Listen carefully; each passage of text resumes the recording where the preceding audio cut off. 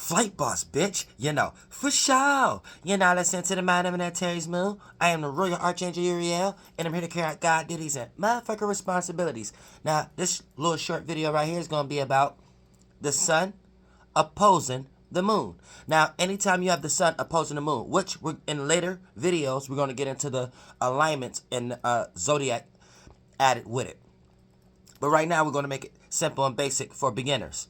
Now, for the most part, here's the thing. Let's say you have the sun oppose the moon. The sun represents your actions and how you view things and how other people view you. So it's correlated to your solar plexus, with this in your 5th house area. You know what I'm saying? Your navel area.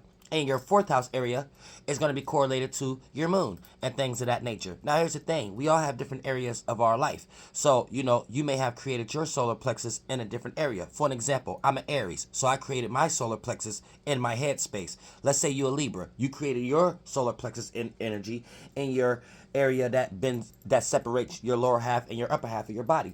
Let's say you're a sun sign Scorpio. You made your solar plexus within your sexual organs and things of that nature. So, for the most part, this puts you into a situation where your solar plexus is the energy that the spirit likes to be in the most, because this is where you can see the most equilibrium, the most balance, and present and express yourself as a vision for others the most. So when you have a solar plexus and you give birth to it, aka whatever you choose the date to be your sun sign, the house that you want your sun sign, your solar plexus to be in, that's going to be the area you see as your center self. But a lot of times, we all have our own chart. So all the time, this what makes us unaligned or aligned with others to a certain degree. Now, here's the thing. When your solar plexus is born in the 1st house, right, for the most part, how you like to center yourself is things that's presented to your personality, personal issues, personal affairs, personal insecurities, or being more personal and things of that nature onto your own regards of things.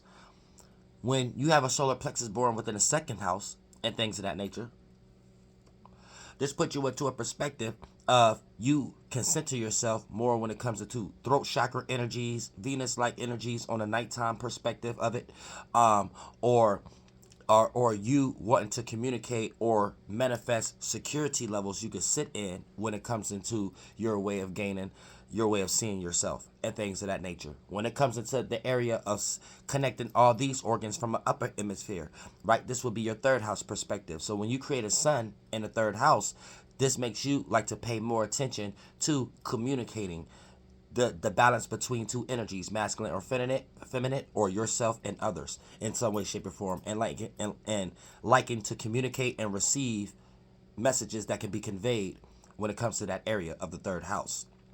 4th house, when you create a solar plexus there, right, you're more concerned with paying attention or wanting to express your energy for other people to pay attention from you. That deals with things with the emotions, the feelings, or things that's more private or home or family orientated or things of that nature, or domestic in some way, shape, or form, whether for positive or negative. Domestic, positive would be like, oh, I'm forcing you to make sure that you at the family dinner.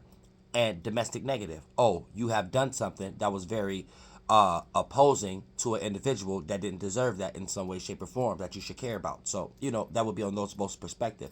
But this would be how you see the world and how you express your energies, that other people will see whatever actions coming from you is filtered through those lenses, with that lens.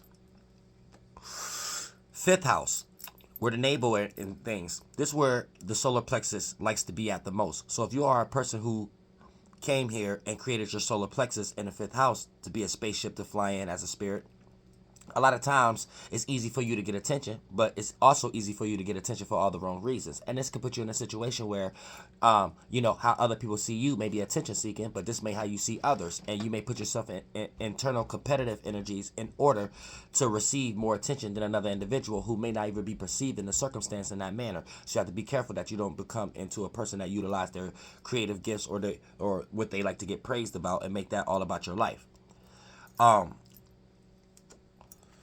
But this is how you see the world. You see the world through childlike energies, fun, enjoyment, entertainment, creative attributes, and things of that nature. Let's say you gave birth to your solar plexus being in the 6th house. You're the type of person who likes to pay attention or likes to have energy paid attention from you, from others, when it comes to things dealing with work, health, routine, scheduling. This how you like your actions to be seen. And these are the things you like to visualize, how you like to be seen, and things of that nature, and how you want other people to kind of act at certain times. So it'll be predicated on you focusing on, work, health, routine, scheduling. And this is the area that connect all your areas of body from the below. That's getting ready to prepare you for the fall. You know what I'm saying? The fall of your thoughts into the lower half, into the abyss, the hall of amenti, and the second part of the wing on the Ma'at side, going into the 7th and the 8th house. So this help you harvest for fall, or sex, or wisdom, sacral, or solidifying yourself into a circumstance or situation as a position, earth's kneecaps, or, being able to communicate that with others who have a standpoint that's like-minded, who have something to stand on, Aquarius, or the feet, the imagination, or the transition, or would allow you to get from one position to another position from a mental perspective, which would be the feet in Pisces. But at the same time, when you get when it comes into the having given birth into the 7th house, you're more focused on other people's way of interacting, and other people's things, and that they pay attention to, and how they relate, and how they create balance. And a lot of times you may not see yourself for the sake of seeing yourself involved in another person's imagination or illusion, or how you may see your relationship with them. So that's if you give birth to your house being in the 7th. In the 8th house, you could be a person that pay more attention to your desires, passions, motivations, sexual desires, and things of that nature, and that's what help you feel more centered. The 9th house, which would be the thighs area, you're more trying to pay more attention to, traveling internally, as far as, expanding your mind and coming up with broad perspectives and generalizing things of that nature. So that's when you jump into the spaceship of the and going into the areas, and you created your solar plexus into the 9th house in the thigh area. You are a person who don't like to put a foot in if it's not a meaning or reasoning to putting your foot in a circumstance or a situation. So a lot of times you won't move your leg or travel within that mental perspective due to the fact of seeing it as a cage from a distance. Let's say you give birth to your solar plexus within the 10th house, kneecap area. You are a person that like to focus on, and this would make you feel centered when you could create a circumstance of stability, security, or something to stand on, or something that could be sturdy, or something that could be a foundation that when you do want to travel, there's actually no problem. Let's say you created your solar plexus within the 11th house. That'd be the shin area. So for the most part, you are more predicated on networking, associating with others, helping hand, because a shin is a very new thing after the feet. Because, coming from a sea creature, you weren't dealing with none of these things, not even the shoulders and the arms and all this kind of stuff. You're being a fish creature or a sea creature, you're basically just your first organ, like the brain or the heart or some shit like that. You know what I'm saying? Or the eyeball. And what these things are, but that's besides the fact. Let's get past that. Because they have a mini version of what we think is separate as eyeballs also. But the scale itself, the physical version of itself, be the whole thing of what we're just calling a heart or brain or eyeball or a sexual organ, that if you was a sea creature, you are a replica of these things. You know what I'm saying? Or a duplication or accumulation of what we have today that we have came from. To know where you're going, you have to know where you come from out the sea. So, when you create a solar plexus within the 11th house area, you're more predicated on your associations, your associates, and how you conduct yourself in a public arena and things of that nature. Or you're more focused on what you can associate your solar plexus with in order to gain more stability and security on it and things of that nature via external person, place, or thing, or association. And if you create your solar plexus within the 12th house, sometimes you're more predicated and focused, and what make you feel center is grounding yourself within this reality. You know what I'm saying? Being able to have something to stand on when it comes to dreams, imaginations, or fantasies. And when you can't ground yourself in things of that nature, for the most part, your whole upper body don't have no support system. So you actually put yourself in dream or la-la land without actually having a way to go about your dreams and imagination to make them manifest or materialize in some way, shape, or form. So when you create your solar plexus within the feet area or the 12th house, as above, so below, as within, so without, in zodiac astrology and shit like that, that's what I'm basically conveying.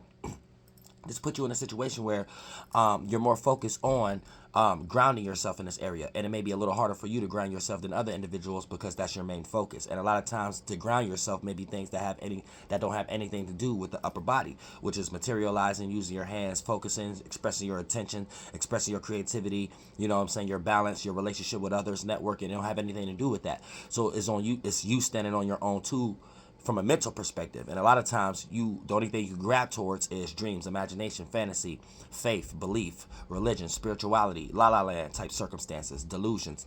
And if you don't become a spiritual individual enough to know how to correlate your solar plexus could get lost in the sauce, and everything is beneath worlds. So I mean, is in reverse. So down here, you will appear to be beneath everybody that's around you due to the fact of you having miscellaneous dreams that don't go nowhere, but you're the only one who believe in it. So be careful of that also when you create your solar plexus within the 12th house. Flight boss, bitch, for sure.